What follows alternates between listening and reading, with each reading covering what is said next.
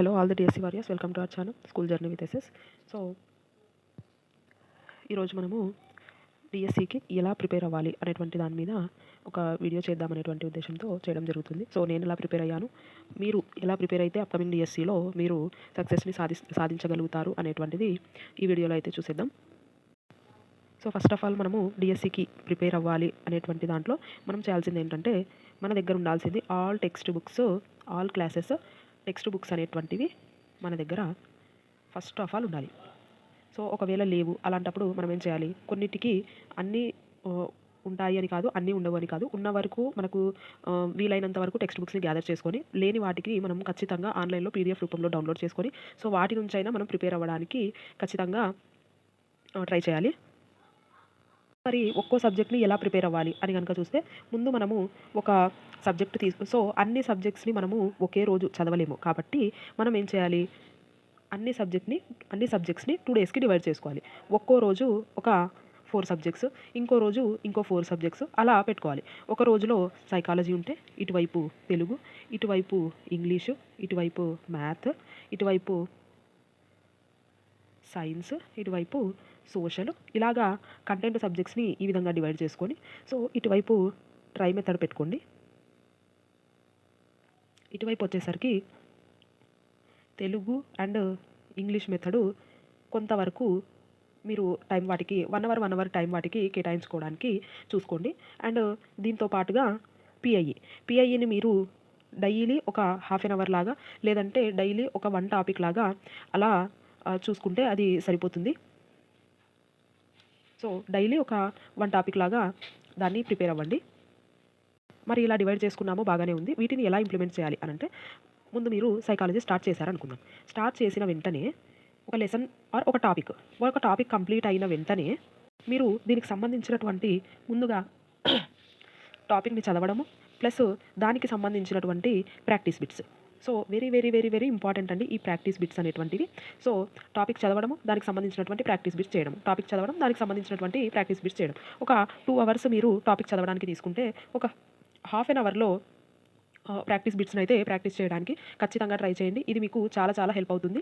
So మీకు practice bits daily మేము practice చేయడానికి ప్రాక్టీస్ బిట్స్ దొరకవని అనుకుంటే, మన ఛానల్లో అయితే అన్ని సబ్జెక్ట్స్కి సంబంధించినటువంటి ప్రాక్టీస్ బిట్స్ అయితే అప్కమింగ్లో ఫర్దర్గా అన్నీ దొరుకుతాయి. సో అన్నిటిని మీరు హ్యాపీగా ప్రాక్టీస్ చేసుకోవచ్చు. అన్ని టాపిక్స్కి సంబంధించినటువంటి ఎంసీక్యూస్ అయితే మీకు అవైలబుల్గా ఉంటాయి.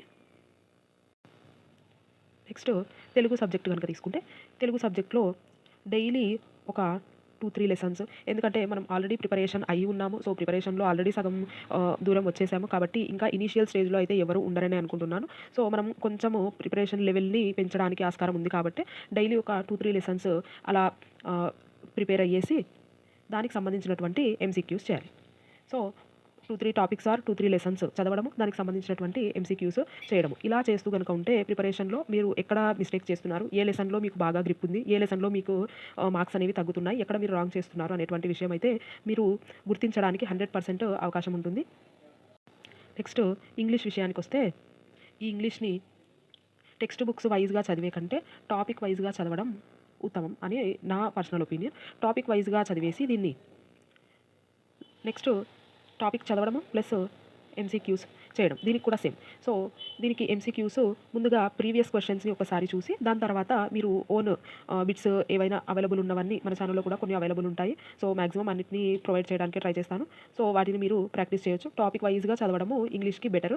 అండ్ పోయెట్స్కి సంబంధించి, ఈ పోయెట్స్కి లెసను ప్లస్ ఆ పోయెట్ ఎవరు అన్నది మాత్రం తెలుసుకుంటే సరిపోతుంది. ఈ లెసను మరియు ఆ లెసన్కి సంబంధించినటువంటి పోయెటు ఇంతవరకు తెలుసుకుంటే, ఇంతవరకు ఎంతమంది పోయెట్స్ ఉన్నారో అన్నీ నేర్చుకుంటే సరిపోతుంది. వాటిని సింపుల్ కోడింగ్స్ తోటిగా ఎలా నేర్చుకోవాలి అనేటువంటిది మన ఛానల్లో అయితే వీడియోస్ రూపంలో నేను మీకు సింపుల్ టెక్నిక్స్ తోటిగా ఎలా నేర్చుకోవాలి అని చెప్పడం జరిగింది. వాటిని మీరు ఒకసారి చూసి ఈ పోయెట్స్ అన్నింటినీ సులభంగా గుర్తుపెట్టుకునేటువంటి అవకాశం అయితే ఉంది. నెక్స్ట్ మ్యాథ్స్ విషయానికి వస్తే, ఈ మ్యాథ్స్ ముందుగా మనకు కాన్సెప్ట్స్ రావాలండి. సో కాన్సెప్ట్స్ అనేది మనకు క్లియర్ కట్గా తెలియాలి. కాన్సెప్ట్ తెలియాలంటే మనం ఏం చేయాలి, సిలబస్ని ముందు పెట్టుకోవాలి. సిలబస్ని ముందు పెట్టుకొని ఒక్కో కాన్సెప్ట్ ఏముందో చూసి అది దాని గురించి మనము అవగాహన ఏర్పరచుకోవడానికి ఖచ్చితంగా ట్రై చేయాలి. వన్స్ మీకు కాన్సెప్ట్ వచ్చిన తర్వాత దాని మీద ఎంసీక్యూస్. సో ప్రతి సబ్జెక్ట్కి ఈ ఎంసీక్యూస్ అనేవి వెరీ వెరీ ఇంపార్టెంట్ అండ్ 100% చేయాల్సినటువంటి పని ఈ ఎంసీక్యూస్ ప్రాక్టీస్ అనేది. సో మ్యాథ్స్కి సంబంధించి కాన్సెప్ట్ వైజ్గా వెళ్తూ సిలబస్ ముందు పెట్టుకొని ఒక్కొక్క టాపిక్ అయిపోయిన వెంటనే టిక్ చేసుకుంటూ ముందుకెళ్తే మీరు ఎంతవరకు కంప్లీట్ చేశారు అనేటువంటిది మీకు ఐడియా ఉంటుంది.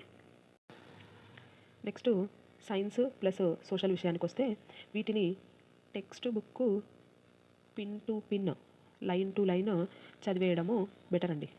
సో ఈ సైన్స్ సోషల్ని మీరు నోట్స్ రాయడానికి ఎక్కువగా టైం వేస్ట్ చేసుకోకుండా సో టెక్స్ట్ బుక్లోనే మనకు మంచిగా కలర్ఫుల్ పిక్చర్స్ తోటిగా మంచి మ్యాటర్ కూడా డిఫరెన్షియేట్ చేసి ఏదానికి అది సెపరేట్గా అక్కడ చాలా నీట్గా ఇచ్చున్నారు కాబట్టి మళ్ళీ మనం సెపరేట్గా నోట్స్ రాయాల్సినటువంటి అవసరం అయితే లేదు అని నా పర్సనల్ ఒపీనియన్.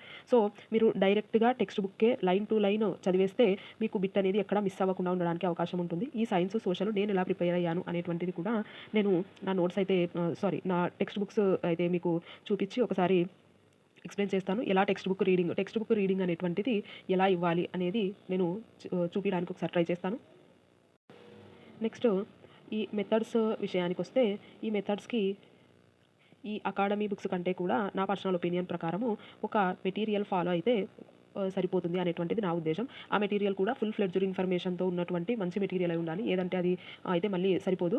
సో ఒక మంచి ఇన్ఫర్మేషన్ అంతా కూడా మనకు ప్రొవైడ్ చేసేలాంటి మెటీరియల్ ఒకటి ఉంటే దాన్ని మనము ఫాలో అయిపోతే సరిపోతుంది. మెథడ్స్కి మనము ఊరికే అన్ని మెథడాలజీ బుక్స్ని ముందు పెట్టుకొని చదివే కంటే చదివిన ఒక్క పుస్తకమైన ఫుల్ ఫ్లెడ్జ్డ్ ఇన్ఫర్మేషన్ ఇచ్చేటటువంటి ఒక్క పుస్తకాన్ని 100 సార్లు చదవడము చాలా మంచిది. సో నేను ఈ మెథడ్స్ వరకు అయితే మెటీరియల్ ప్రిఫర్ చేయొచ్చు అన్నది నా ఒపీనియన్.